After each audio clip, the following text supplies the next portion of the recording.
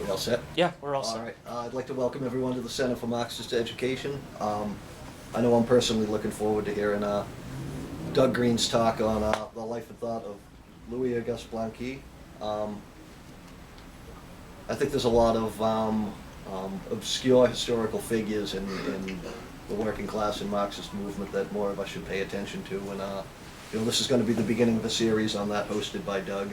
And Doug's been doing a lot of work at the CME, helping to get this place back on track. And I'd like everyone to give him a good welcome and listen to what he has to say. Go Doug. Thank you. I also want to thank the Center for Marxist Education for actually inviting me to speak on this. And as Nick said, this is part of a lecture series, no fancy title, just read history lecture series. And part of the reason for it is there are very many obscure and neglected figures in the revolutionary communist movement. And part of the purpose of the lecture series is to actually bring them back to life, to discuss their thought, their contributions, even if from a more orthodox standpoint that they were not always correct, and that's quite all right. I mean, it's quite all right to read people that you don't necessarily agree with, despite what some groups may think. And because we often will focus on very familiar debates in the leftist movement, whether it's Trotsky versus Stalin for the 1 millionth time or something like that. And although these debates are very important, the purpose of the lecture series is to do something else. So after Blanqui, who's an obvious choice for me to discuss, since I've actually written a book on him, is Gracchus Babeuf in the French Revolution, Victor Serge, and there are several others following that. And this lecture is based partly on my written work, which has not been published yet. I'm trying to get it published. And if you were in the publishing industry, I do want to speak to you afterwards. You're free to, and this does differ slightly from the published book, which you can ask me about that during the question and answer period. And furthermore, that there are a lot I cannot cover in, say, a 30-minute lecture. So if you say, why didn't he talk about this in Blanqui? Please ask during the question and answer period. So, the title of this is Always to Struggle, the Life and Thought of Louis-Auguste Blanqui. So, as Khan said in the last Star Trek movie, shall we begin? So, spoilers, yeah. I am accused of having said to 30 million French people, proletariats like me, that they had the right to live. These words are the opening remarks of the then 27-year-old revolutionary, Louis-Auguste Blanqui's defense speech when he was tried for treason by the French state in 1832. Blanqui's words were nothing less than a declaration of war upon the rule of the bourgeoisie on behalf of a mercilessly exploited proletariat. Blanqui delivered no idle boasts. For 50 years of his life, he would organize multiple conspiracies and launch a half-dozen failed insurrections to topple the rule of capital and inaugurate a socialist republic. All of these efforts would fail, and Blanqui would spend 37 years of his life in prison, enduring torture, disease, and deprivation. Yet Blanqui was never conquered. Although Blanqui's conception of insurrection never prevailed, and his theories were eclectic and ill-conceived, I would argue that Blanqui possesses an open view of history where revolutionary will and action unveils new possibilities. Before outlining the key insights of Blanqui's thought, I'd like to begin by discussing the life of this remarkable, courageous, and incorruptible communist revolutionary. Blanqui was born on February 1st, 1805, which is today, so this is his 209th birthday, to a well-off Napoleonic prefect and a devoted mother. And his mother, coincidentally, later in life would smuggle him letters in prison and assist in some of his varied escape attempts. The family was quite wealthy under the First French Empire, and although they suffered a downturn with the restoration of the Bourbon monarchy in 1815, the family still had enough wealth to send Blanqui and his elder brother to Paris to be educated at the finest universities. Upon his arrival in Paris in 1822 at age 17, Blanqui, as a student of law and journalism, developed an intense love for the French capital, which would be the focus of his innumerable revolutionary conspiracies. Blanqui was radicalized that same year when he witnessed 4 radical soldiers, members of the underground revolutionary group known as the Carbonari, publicly executed for plotting to overthrow the monarchy. Following this event, Blanqui pledged fidelity to the revolutionary and republican cause, an oath he would not break for the rest of his life. Although Blanqui was a brilliant student, He devoted most of his time to reading, and more importantly, to active involvement in revolutionary politics such as the Carbonari, where he learned the art of conspiracy. As the 1820s progressed, opposition to the restored Bourbon monarchy was mounting from Republicans, radicals, and other royal houses. Blanqui was in the thick of this developing struggle. In 1827, during an anti-Bourbon demonstration in Paris, he participated in street fighting and was gravely wounded. In 1830, King Charles X attempted to roll France back to before 1789 and re-establish an absolute monarchy. This provoked a revolution in Paris with barricades, gunfights, and heroism of ordinary working people, and even sections of the bourgeoisie. The Three Glorious Days of July, portrayed most dramatically in the famous painting, Liberty Leading the People. Just do a Google search. Blanqui was in the thick of this revolution, leading insurgents, constructing barricades, and pushing for power for the masses. The Revolution of 1830 was successful in ending forever the reign of the Bourbon monarchy in France and bringing about the new liberal regime of the Orleanist dynasty.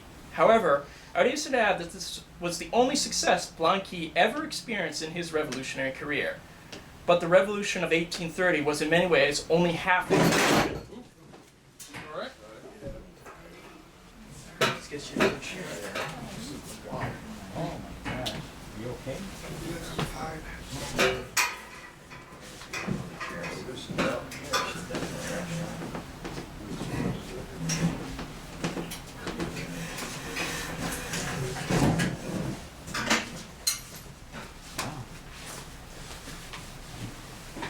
So as I was saying, This chair. yeah, it's a reactionary chair. Sorry. But it was, again, the Revolution of 1830 was only half of a revolution. In place of a Bourbon king, France now had the Orleanist one of King Louis Philippe. The dreams of a republic were betrayed by the bourgeoisie that was more afraid of the aspirations of the proletariat than of the aristocracy. And under the new king, there was no alleviation for the working class, which was to be exploited to the hilt, starving, and treated like animals. Blanqui had every intention of fighting for a real revolution that would establish a republic based upon popular sovereignty. Yet Blanqui recognized that merely changing the form of government was not enough. As he said, it is not enough to change words, things must be changed. And that meant the overthrowing not just the government, but the underlying exploitation and class structure. For Blanqui, the republic meant, and I quote, "The emancipation of workers, it's the end of the reign of exploitation, it's the coming of a new order that will free labor from the tyranny of capital." Blanqui's revolutionary strategy to achieve this end was decidedly simple.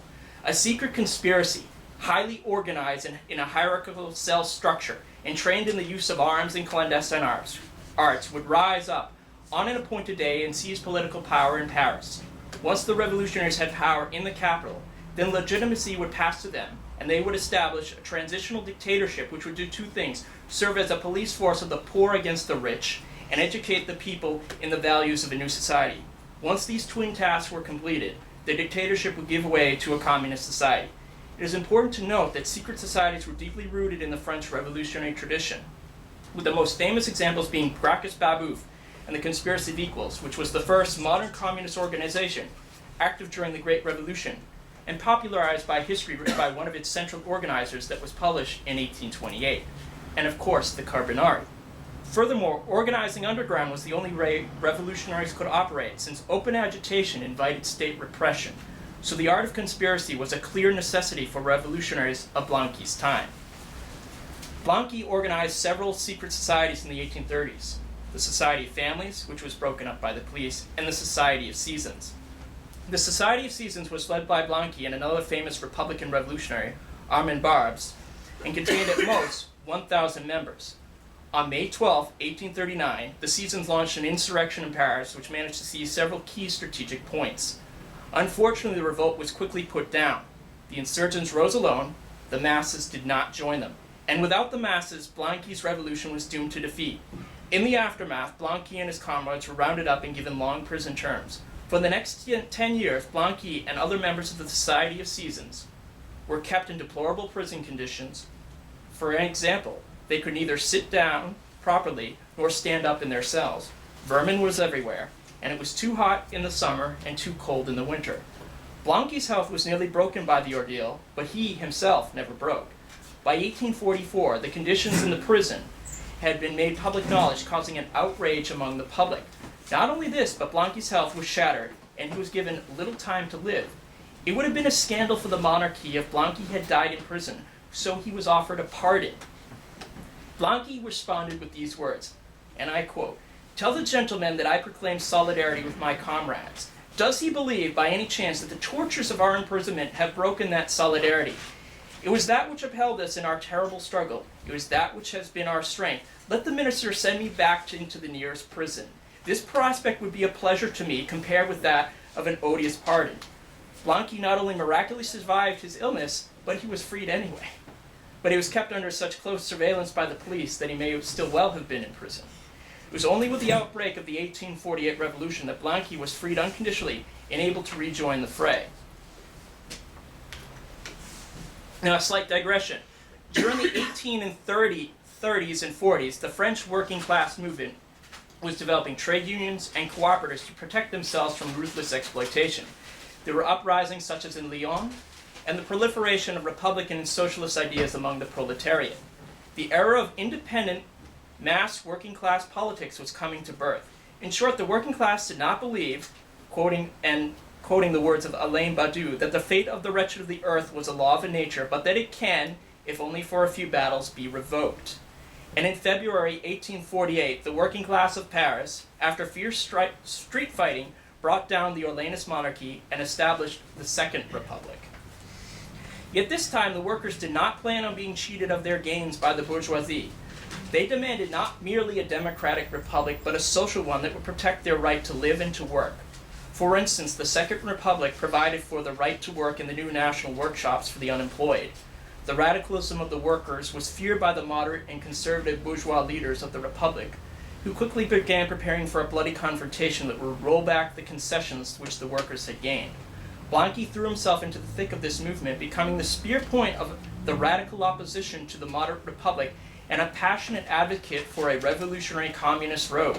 As Karl Marx observed in the class struggles in France, the proletariat rallies more and more around revolutionary socialism, around communism, for which the bourgeoisie has itself invented the name of Blanqui. This socialism is the declaration of the permanence of the revolution, the class dictatorship of the proletariat as the necessary transit point to the abolition of all class distinctions generally, to the abolition of all relations of production on which they rest, to the abolition of all social relations that correspond to these relations of production, to the revolutionizing of all ideas that result from these social relations. Thus, Blanqui was a symbol of terror to the capitalist class and the beacon of hope for the working class. After elections in April 1848, in which a conservative majority was returned to the new National Assembly, it appeared that the popular gains of the revolution were in danger. In revolutionary circles, there was a desire for decisive action to combat the counter-revolutionary threat. And on May 15th, Blanqui was part of a demonstration to the Chamber of Deputies, which turned into a coup d'etat to establish a new radical government. The coup was quickly put down, and Blanqui was thrown into prison once more for a term of 10 years. This is in 48? 1848. It's a tragedy that Blanqui was in prison during this time. A little over a month later, the Republic abolished the national workshops, provoking an insurrection in Paris, the famous June days. For 3 days, the working class fought heroically on the barricades until they were overwhelmed by government troops. Tens of thousands were slaughtered, and thousands more were sent into prison and exile. The forces of law and order had triumphed. The June days were a missing counter of the revolutionary energy and fighting spirit of the working class and the political and military leadership of Blanqui. Yet despite the triumph of the bourgeoisie, the Second Republic remained unstable and was overthrown by Louis Napoleon in 1851, who established the Second French Empire. For the next decade, Blanqui remained in jail, keeping a strict regimen and planning several failed escapes. When Blanqui was finally released in 1859, Emperor Napoleon III wasted no time in manufacturing charges against him and throwing him back in prison. Blanqui remained completely defiant and devoted to the revolutionary cause as this exchange with his prosecutor in 1861 will demonstrate. And during this exchange, the prosecutor says, "This proves that despite 25 years in prisons, you have held the same ideas," to which Blanqui responded, "Quite so. And the prosecutor again, not only the same ideas, but to see their triumph? And Blanqui responds, I shall desire it until death. By this time, Blanqui was a legend in radical circles, known as the imprisoned one. Young revolutionary students visited him in prison, seeking guidance, and adopted his ideas. Blanqui's disciples brought word of the new ways of radicalism that were blowing across the Second Empire. Blanqui's revolutionary integrity was also held in high esteem abroad. For example, even Karl Marx, who opposed Blanqui's ideas, recognized him as, and I quote, the man who I've always regarded as the brains and inspiration of the proletariat party in France. In 1865, Blanqui was finally able to escape from prison and made his way into exile in Belgium. He went to work organizing yet another conspiracy, staying in close contact with his followers in France, keeping abreast of the developing radical mood. The party devoted to him published atheist journals and spread anti-Bonapartist propaganda, and trained in the use of arms for a planned coup. Yet Blanqui's party possessed at most 2,500 members, and stayed apart from the maturing working-class movement in the mushrooming French section of the First International, which numbered in the hundreds of thousands. Blanqui could not see the potential of independent mass working-class political action. To him, the main blow against the regime had to be delivered by a revolutionary elite. In 1870, as France fought Prussia in a losing war, Blanqui believed that the revolutionary moment had finally come. On August 14th, Blanqui's followers attempted another coup, which failed to elicit any popular response and quickly collapsed. Yet a mere month later, the Second Empire was delivered a decisive defeat at the battlefield of Sedan, when the emperor was captured. On September 4th, in Paris, a Third Republic was proclaimed. Blanqui feared, correctly as it would turn out, that the leaders of the Third Republic were more fearful of the working class at home than of the Prussians at the gates. In an effort to provide revolutionary leadership to the faltering war effort, Blanqui partook in another failed seizure of power on October 31st. Blanqui was sentenced to death, which was later commuted to life imprisonment, for his participation in this coup.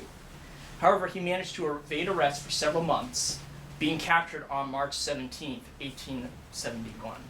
And it is a tragic irony that that was the day in which he was captured, because the following day, the Paris Commune, the first dictatorship of the proletariat, was proclaimed in Paris. Although the dictatorship would last only 72 days, it was a courageous effort by the oppressed masses to overturn social, economic, and political inequality.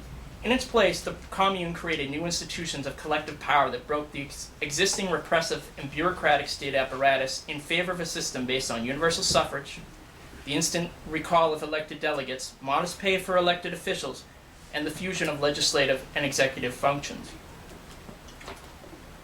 Yet the Commune lacked an effective leadership, organization, and a military command to combat the threat of counter-revolution.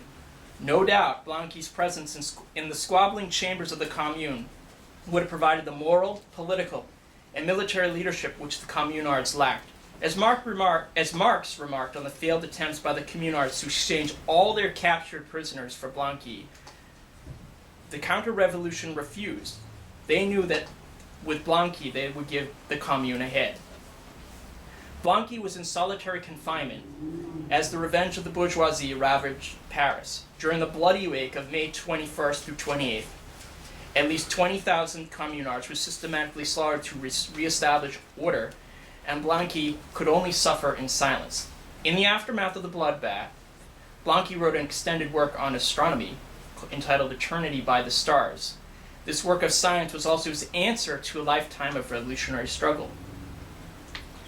Blanqui postulated a theory that the universe is made up of multiple worlds, and that there is no progress for humanity, but rather that we are doomed to repeat events eternally on different worlds. While Blanqui argued that nature has inflexible and immutable laws, humans with their particular wills can introduce variation into this equation. That is, while humanity can, and I quote, never affect the natural working of physical phenomena a great deal, they do turn their own kind upside down. Thus, despite the repetition of history which exists on countless other worlds, there is still a space to be created for a radical act, despite his life of torment and struggle. In this text, Blanqui argued that despite the impossible odds, a revolutionary struggle remained open, and the future was not written in advance, a point I will expand upon below. In the end, he could not be conquered, he would not be. During the 1870s, as Blanqui languished in prison, the labor and socialist movement revived in France.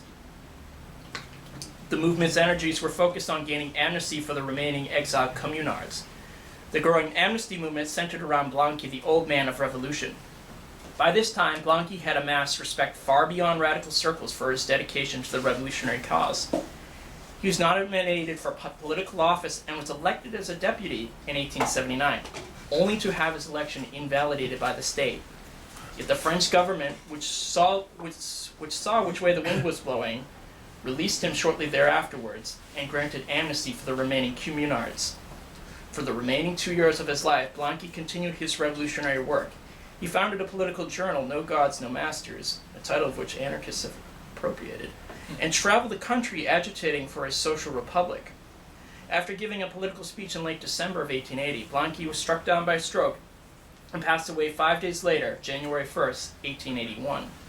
At his funeral, more than 200,000 people followed the coffin to its final resting place.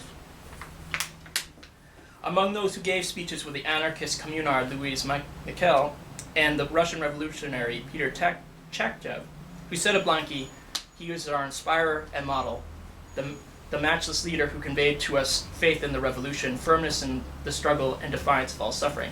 Now, for part 2, his thought, entitled The Revolution Alone Will Reveal the Horizon.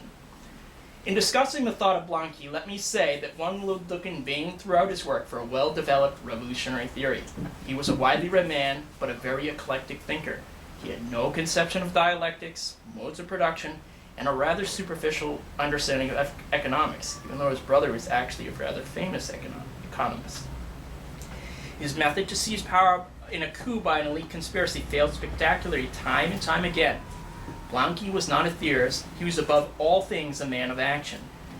Even in the darkest prison cells, at the most hopeless moments, when everything appeared lost, he was always plotting escape and ready to resume the struggle.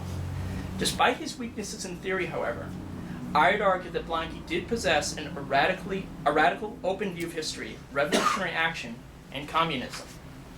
To elaborate on this, let me return once more to Blanqui's work, Eternity by the Stars, where he begins by describing the nature of the universe as infinite in time and space, eternal, boundless, and undivided. According to Blanqui, space is material and infinite, with matter also infinite. At the same time, all matter is also the result of the combination of a limited number of elements. All matter can only be organized into solar systems, according to him. Thus, worlds are constantly being born, grow, decay, and die. However, due to the limited set of elements, and because the combination of these elements was finite, that meant resorting to repetition becomes necessary. Blanqui argues that every person and creature and event is repeated on a different world, where every man possesses an endless number of doubles across space, and they live his life exactly like he lives it himself. Everything we have done has already been done, will be done, and will always be done. For Blanqui, this means that the universe consists of ever-old newness and ever-new oldness. If everything in the universe is an ever-repeating circle, this leads Blanqui to declare in despair that so many identical populations come to pass without ever having suspected each other's existence. Moreover, so far, the past represented barbarity, and the future meant progress, science, happiness, and illusion. This past has witnessed the disappearance of the most brilliant civilizations on every one of our globe doubles.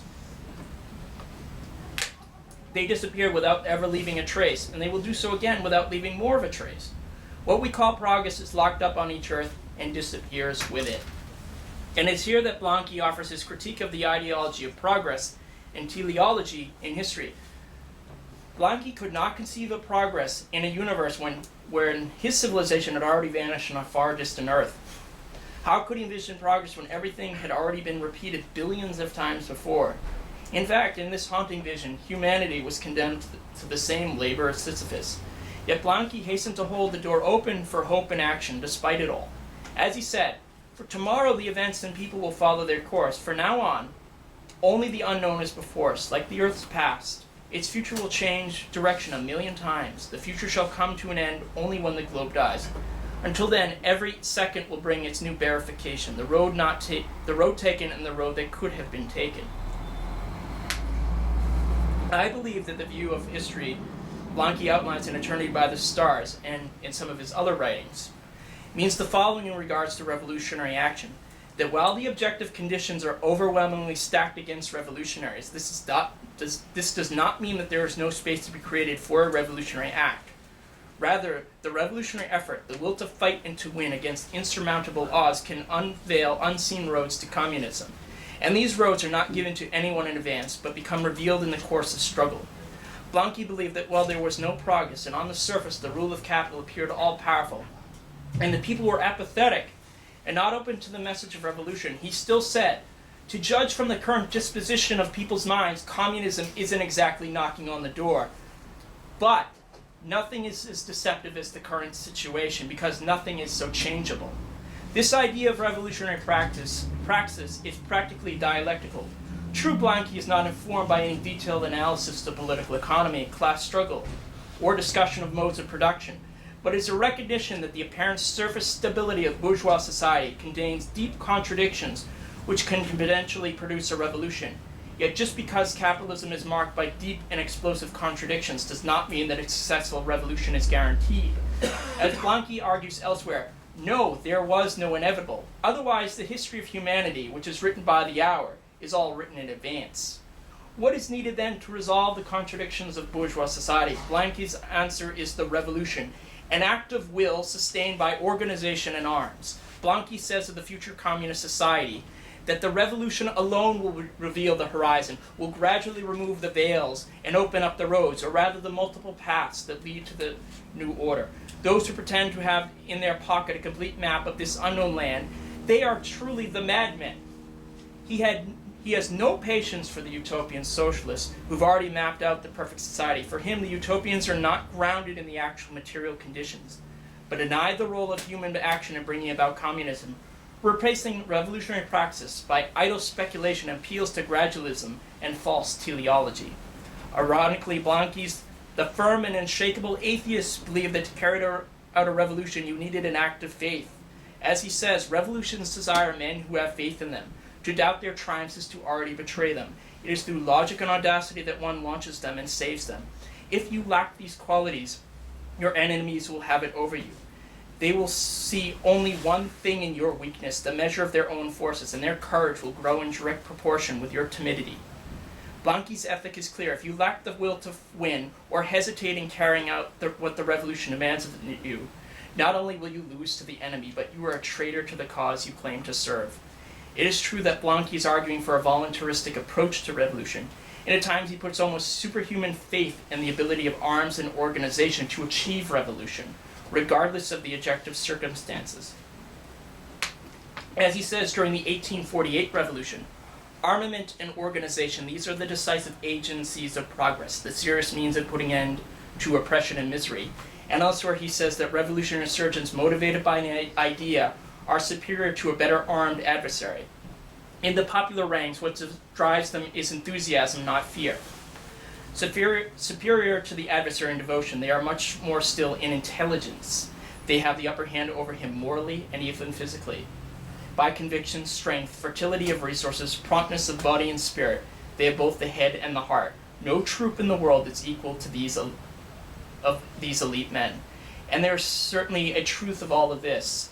The revolutionaries who endured the long march and fought for the liberation of Vietnam proved that the power of a revolutionary idea, organization, and that the people are decisive in struggle. Yet Blanqui was willing to throw himself into battle at the earliest opportunity, believing that an act of will was enough. And here his weakness of theory comes forth. He had no theory to analyze social conditions, plan strategy, and decide the right moment to strike. And his organization did not rely on the masses, but was divorced from them. None of this mattered to him because, and I quote, "the duty of the revolutionary is always to struggle no matter what the odds, to struggle to extinction." Yet there is an eerie fatalism to all this. We should not throw ourselves into hopeless battle when the conditions are not ripe. Rather, a well-developed theory guided by revolutionary practice is needed for us to be able to win. Blanqui lacked this theory and could only rely on the same failed methods of struggle, which in the end could only produce a tragic hero and not a successful revolution. And in the end, what can we say about Blanqui's life and thought? He was an undoubted hero for the communist cause, spending half of his life in prison. He always threw himself back into the struggle, no matter the cost.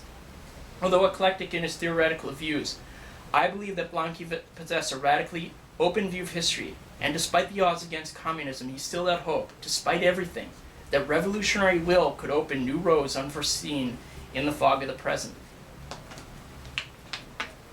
As Blanqui said, and I'll let him end this talk for me, certainly after a revolution there is no sudden transformation. Men and things are the same as before, but hope and fear have changed sides.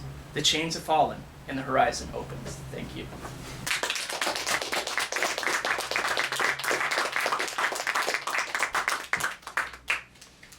Questions, comments, concerns, or objections are welcome. Gary in the back. Well, first of all, thank you very much for a very interesting and thought-provoking talk. You mentioned just a couple times, kind of in passing, Marx's comments about this figure, but can you give us a kind of general assessment when you say that you disagreed with him? Yeah. Obviously, there's the issue of not being rooted among the masses and doing these sort of spectacular terrorist actions designed to, create a crisis.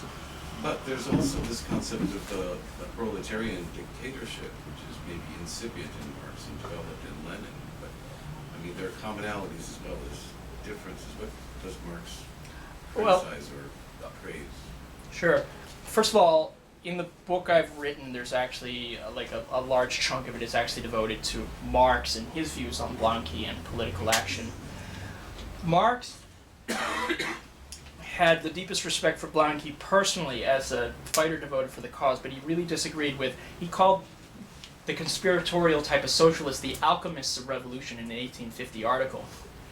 He said that the revolution depends only on the development of their own conspiracy, not so much on objective conditions, on being rooted among the masses. And he has a lot of satirical comments about them and their dealings with the police and how they're always hanging out in bars and everything. It's kind of funny, actually.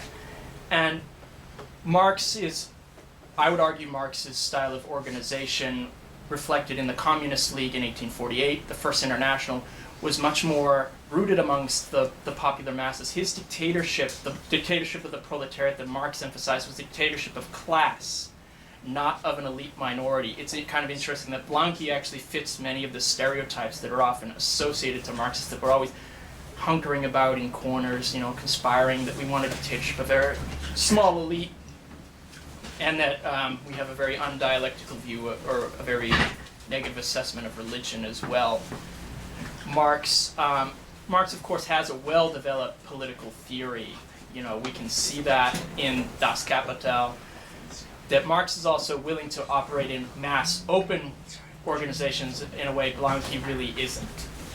The First International is a mess. There's Perdonists in there, people who hate trade unions, people who love trade unions but don't like socialism, anarchists who are plotting to do their own thing, and it's a mess. But Marx is able to operate in this and to really help develop the First International into a mass organization, particularly in France, but in a few other countries as well.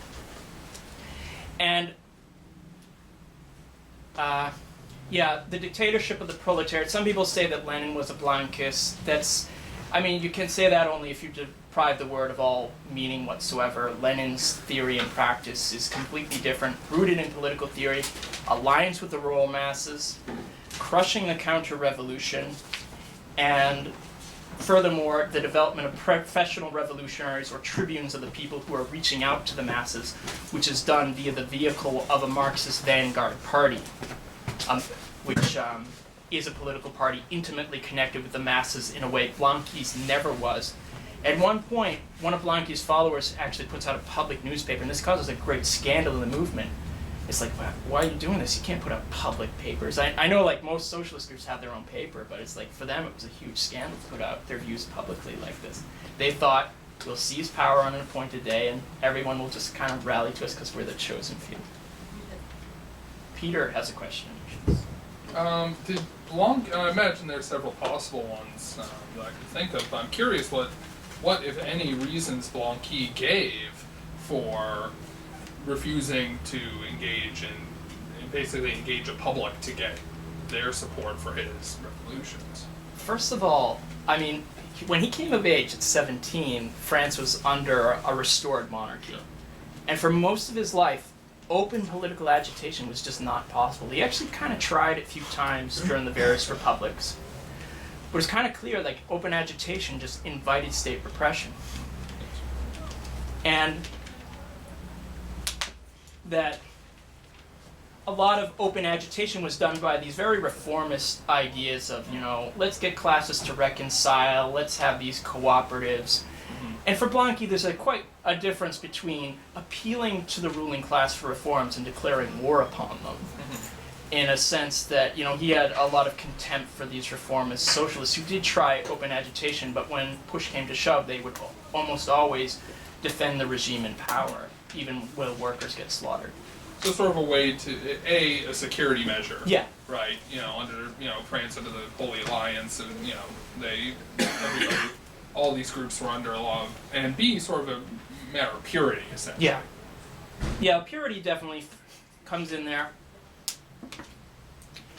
He does, like, initially when the, after the revolution of 1830, he does some open agitation, but it's very clear that the state is very much constricting rights. Yeah, sure.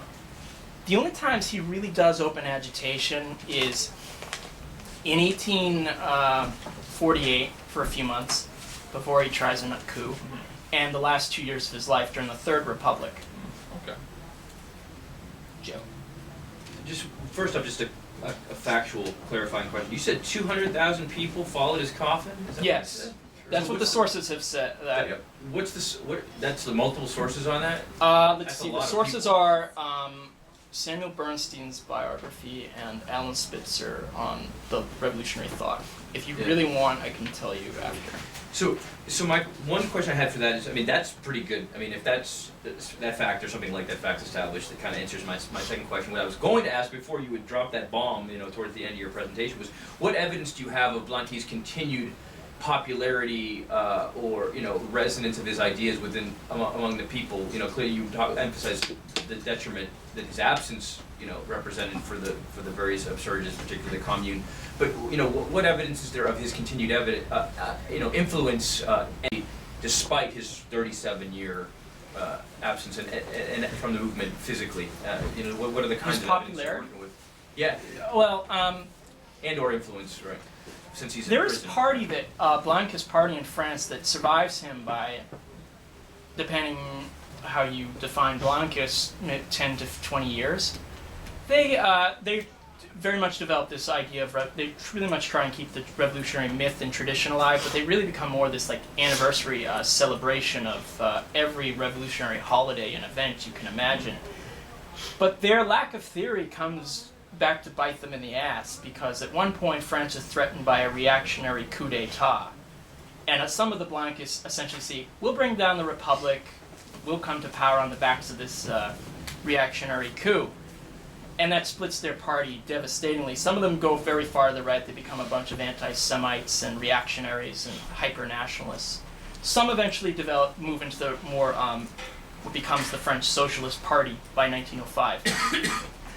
In terms of revolutionary circles, it's clear that Lenin has read Blanqui, and you can see that where he discusses how the Marxists and Blanquist conceptions of revolution in Marxism and Insurrection. Trotsky as well has dealt with Blanquism, but there's actually, I'd argue that there's been a lot of ignorance of Blanqui.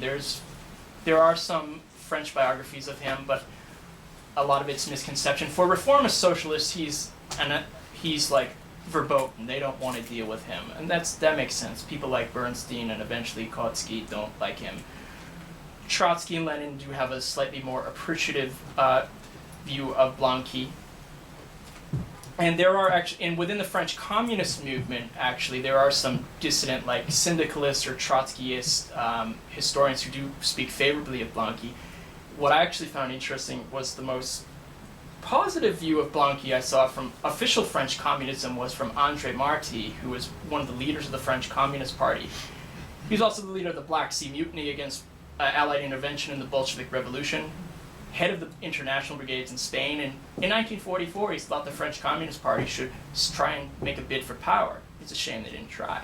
And he wrote a very approving lecture on Blanqui. I have a pretty bad translation somewhere, but he has a very appreciative view. He sees Blanqui very much as this forerunner of Marx or Lenin, I would say.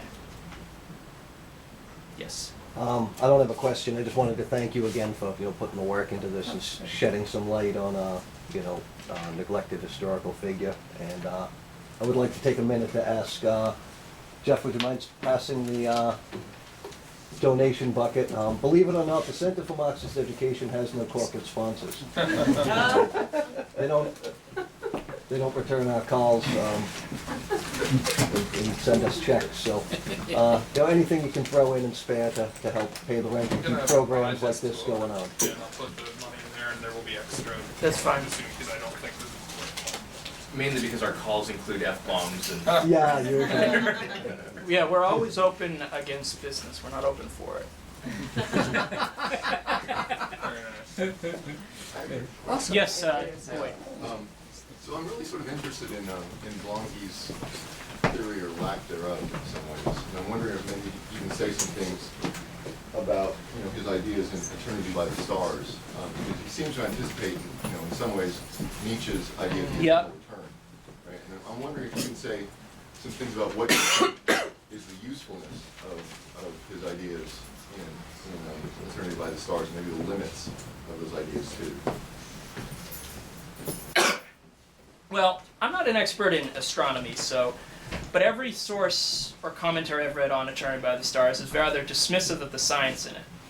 So I don't want to speak on that, but say that various sources don't have a very high opinion of it. People like Walter Benjamin are very much enthused by Blanqui's Eternity by the Stars, and like you, they actually do tie it to Nietzsche's idea of the eternal return. On the one hand, it's like, I'm very much appreciative of someone like Blanqui who, despite all his many innumerable faults and limitations in theory, was willing to go the distance. That to me is a very much key, and we do have, I think, on many sections of the contemporary left, people who have very much lowered horizons, lowered expectations of what they can do and what they can achieve. On the other hand, Eternity by the Stars, it is a reflection on astronomy. There isn't really a developed idea of organization, class struggle, or like what a revolutionary situation consists of. He really doesn't develop that.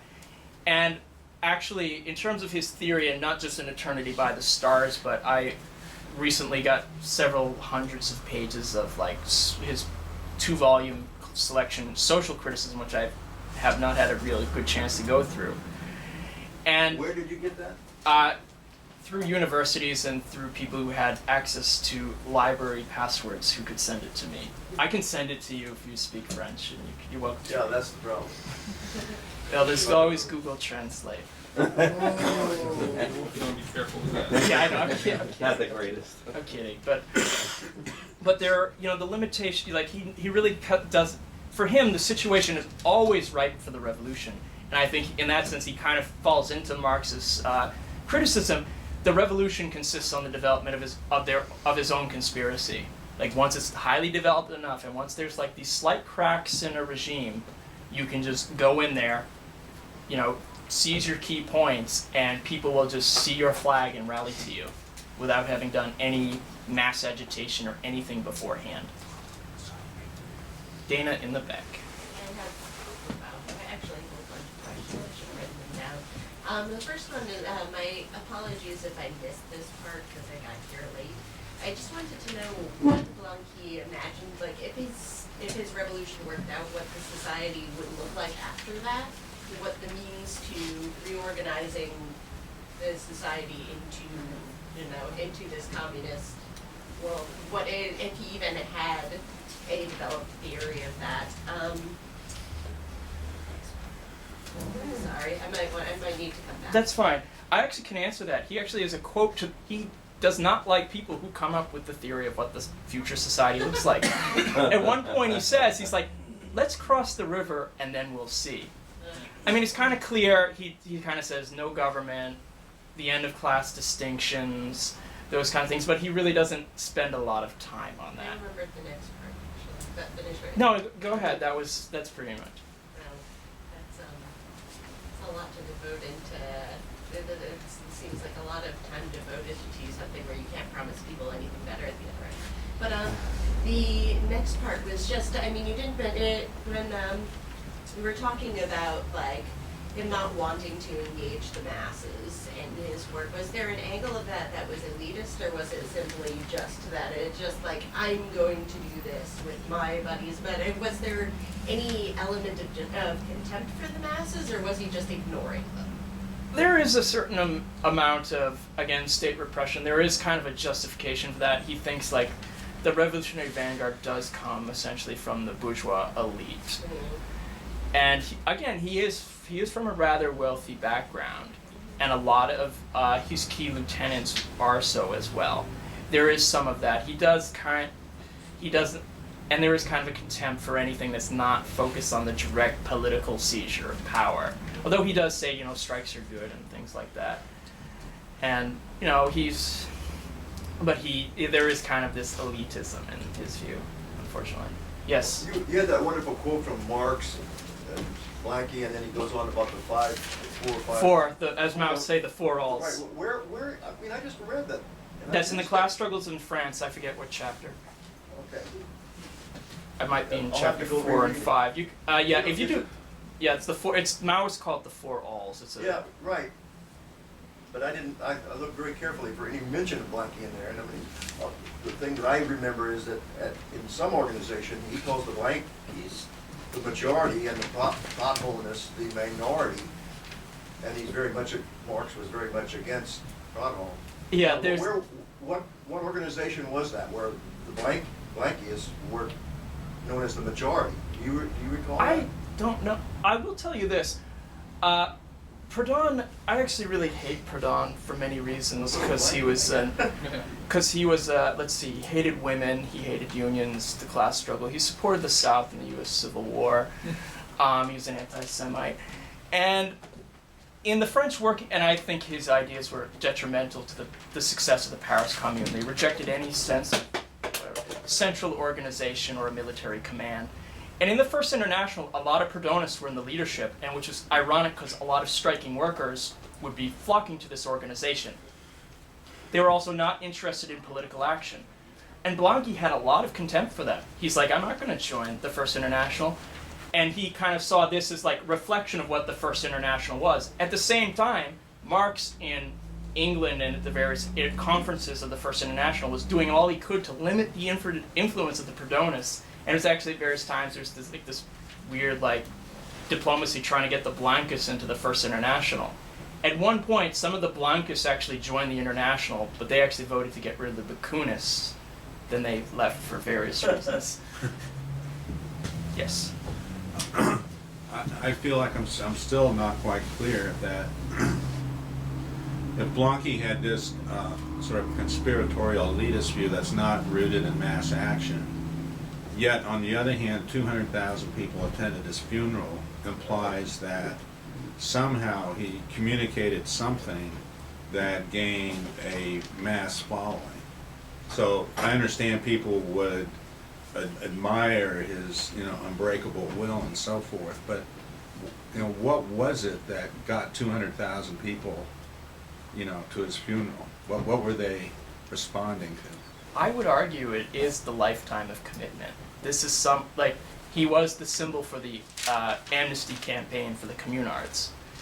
They wanted after the repression of the Paris Commune, when 20,000 people are killed, a lot of them are sent into exile. And although he wasn't part of the Commune, he was still in part of the, the general revolutionary culture. So even reformists, Republicans, socialists were all part of the campaign to get him elected. And it was so it wasn't so much Blanquists, it was very much a wider, broader, united front to get him elected. And he had, again, this long reputation going back all the way to the 1820s of fighting every political regime in France. And he had engaged in some open agitation at various times. and some of his followers had broken some of his commandments and had done popular agitation. There was this development of atheist journals, Republican tracts, and whatnot, and that does get respect. And he died very soon after the amnesty campaign, within 2 years, so that was very sudden. And a lot of communards, they had followed him, he was elected to the Paris Commune, actually, in his absence. He would, if he was there, he would have been like in the, whatever, I forget the name of the communard government, but he would have been part of it. So. Sort of going off that, it sounds like he essentially became a symbol. Yes, he did become a symbol. Like in the Blanqui, and sort of the way that you describe the Blanqui societies as having gone after his death, it sort of implies he became a generalized symbol of resistance, whichever way, against whichever kind of government France happened to have. I mean, you just said, he fought every government France had between 1820 and 1870. So that includes a spectrum, ultimately moderate right to the moderate left. So if you're going to be extreme right against the moderate left, he could become a symbol. If you're going to be extreme left, the other, there are other figures in history who become these sort of symbols of resistance, whether people know or agree with their politics or not. And it sounds, is that essentially what Blanqui became in France? I think that's really true. He really much was a symbol of resistance for French workers, and just wider Republican and revolutionary circles. Like Napoleon in that sense. Yeah, Napoleon in that sense. Because it sounds like it sounds as though that might have been what he was trying to. Napoleon might have been something of a role model for him. He was for a lot of people at that time.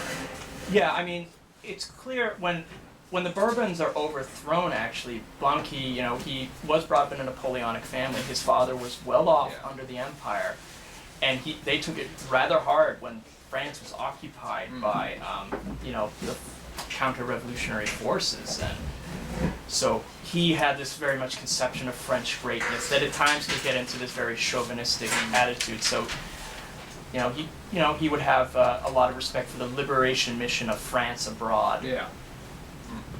John. Yeah, when people try to stage a coup d'etat, they're certainly in the news to some degree, and receive a bit of notoriety. I mean, Hugo Chavez was an example of that, a failed coup that made him, popular or infamous, depending on your point of view. And certainly, this was a big part of Blanqui's life. It would have made him well known among working class circles, and among the radical elements, and even a broad layer, a lot of respect and fame.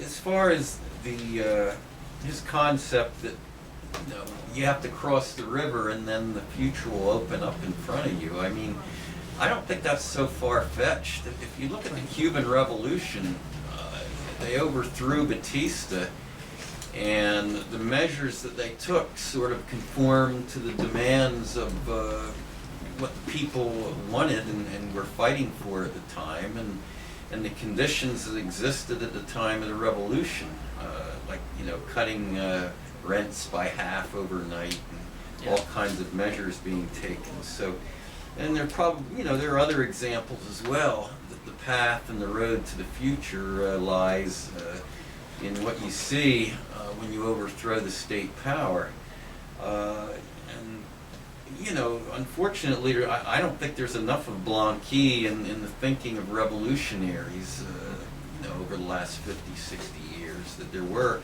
even longer than that, there were opportunities that were missed because I don't believe they had enough of Blanqui in them, in their thinking. So certainly, with the overthrow of the state power, the possibilities that exist and the policies that you're going to immediately implement are going to vary all over the place. So to some degree, I think what he's saying has an element of truth in it. I agree. I mean, you can say that his answers were wrong, that's fine, but I think he posed some of the right questions. It's like, look, you reformists, you utopians, you already think you have this set road. It's really not getting anywhere. You're already, have the future marked out. He's like, so let's say, and he poses a different answer, and that's a revolution by a coup d'etat. And in that sense, and he is willing to take things as far as they will go each time he tries. And each of these revolutions that, subsequent to him, Russia, China, Cuba, etc., they are very much a break with pre-existing orthodoxies of what a revolution is supposed to be. Gramsci said of the Russian Revolution that it was the revolution against capital. During the Chinese Revolution, Stalin had said to Mao, essentially, don't take power. They kind of just ignored him and did it anyway. The Cuban Communist Party got on board very late to the Cuban Revolution. And all these revolutions were very much a break with those who said, this is your cookbook, put in a little of this subjective condition, that objective condition, mixed with a vanguard party, and there you go, or whatever the recipe was. And all these respective revolutions essentially kicked over the cookbook and tried it a different way. Maybe that's putting it a little too far, but something to that effect. Gary. I'm interested in his view of history. You talk about him as having an open view of history, but what you've explained to indicate that is that he wrote this one theoretical book, which turns out to be a mathematical or an astronomical work in which he posits simultaneous action. Sounds Nietzschean to some. It sounds like the Buddhist sutra of the contemporaneity of the past future. But there's that sort of weird view that doesn't go over very well. But you're saying that allows him to escape a notion of inevitability. He's not positing that this is something which the laws of history are going to create. This is an act of will that we're going to in which we're going to make a revolution. Is he responding to anything in particular? Is he responding to Hegelian dialectics? Is he responding to Marx's view of history? Is he even really aware of Marx's view of history? Or maybe a vulgarized inevitabilist historist view of the Marxist view of history? I think it's clear that Blanqui had read some Marx. He had read, I believe, The Poverty of Philosophy, which is against Proudhon, which he liked, because by that point he was very much against Proudhon. He was against a lot of these inevitabilists, like I said, the utopian socialists, the reformists, who did have this inevitable view of progress. I think part of it was a reaction to the defeat of the Paris Commune. The fact is, he wrote his work in 1872. The Commune had been destroyed the year before. And if you read like the bourgeois historians or press at the time, this is the end of socialism, this is the end of communism. And he's trying to respond, it's like, look, through an astronomical work I know, saying, look, these objective conditions are so much against us. It looks like everything is already played out, there's no progress, but there is that human equation, that human element in any equation that can upset it and that can open new roads where you can change things. There are, he does have remarks in some of his other works about ancient society, which I haven't read as closely as I should. I'm basing a lot of this on Eternity by the Stars, that's true, and just like his general will to fight and to win, which I think shows up, in Eternity by the Stars and in his practical life. So just to clarify, the equation is it's eternal return, Uh-huh. but through revolutionary will, you break the cycle of eternal return and create something new. Yes. Okay. Yes. Thank you. Just the way you just historicize or contextualize, but Blanqui's thought is reacting to the Paris Commune and the kind of hopelessness and the seeming like overwhelming objective conditions, and that communism is dead. I mean, it makes it sound a lot like kind of the moment we've been in for a while. You know what I mean? Which I think might explain some of the resonance I feel of this kind of Blanqui kind of voluntarism with all its limits. And I appreciate that in Blanqui, without wanting to take Blanqui up in full, but that emphasis on the need for kind of collective will here, and to not negate that, and not kind of make that secondary to kind of objective conditions. I think that's important, and I find that resonates with me. I don't know how others feel, but I also wonder, what other I wondered in a slightly different vein. I've been reading a lot about the Panthers too. Like, we're doing like a discussion of Assata Shakur's and the Black Panthers on March 19th. I hope people can join us. I thought it was February. February 19th, in a couple Wednesdays from now. But it raises some of the similar questions about voluntarism and revolutionary will. and the limits of that and what that comes up and the virtues of that. I wondered, just more contemporary speaking in a U.S. context, like did John Brown like read Blanqui, or was he in any way like aware of like the discussions of kind of revolutionary insurrection that were going on in Europe? And secondly, did Blanqui himself learn? What did he learn? It seemed like he tried a lot of these things. You kind of emphasized the similarity in the attempts, but what did he learn that you can tell from the failures? Were there changes between the different attempts that were significant, or was he kind of repeating, just had this kind of like faith in this one mode and just kind of thought this time it'll work because something's changed or whatever? Okay, I want to answer your question in two ways. First of all, the resonance of Blanqui. Okay, for the record, I am a communist, a Marxist, and a Leninist, but I am a Blanquist in a very certain sense, and that's, I very much admire the ethic of Blanqui, the courage, the conviction, the utter dedication to the communist ideal, without necessarily saying that you have to do revolution his way. That said, Blanqui, it's clear not every attempt is the same that he does, whether in the 1830s, the 40s, or the 1870s. In 1848, during the revolution, when he comes back to France, there are some followers of the Society of Seasons, and they say, let's stage another coup, and he's like, let's wait actually a little bit. There's open agitation. He actually has like his own club, a political club that de Tocqueville actually attends at one point, and that's very interesting. But so he's very much part of a mass movement at that time. Some of those demonstrations in 1848 have hundreds of thousands of people at them, and he's there in those demonstrations, and there are real fears among the ruling class that they're going to just topple the government. There are some reasons about why that doesn't happen. At one point, his movement is split, and he's actually accused of being a police agent, which is not true, and some of his followers believe that. And he actually had to spend a lot of time refuting that. In the 1860s, when he's in exile for most of it, when he's not in prison. And his followers they're training in arms, they are actually involved in some aspects of the working class movement. They are doing atheist propaganda, because the Catholic Church was very much tied with Napoleon. They are doing civil burials, because the church did burials, and a lot of working class people did not want to be associated with the church. So they were organizing burials for working class people. And actually a lot of his followers at that point were actually more working class. And so each one is different. And by the time he dies, he's not planning any sort of coup d'etat or anything. He is doing open agitation and open meetings. He dies after giving a political speech in an open meeting. And John Brown? In terms of John Brown, I've only really read the Dubois biography of him, and I believe, if what I remember right, is Brown, as far as I know, doesn't really know much about Blanqui. Brown, I believe, did follow some of the 1848 revolutions.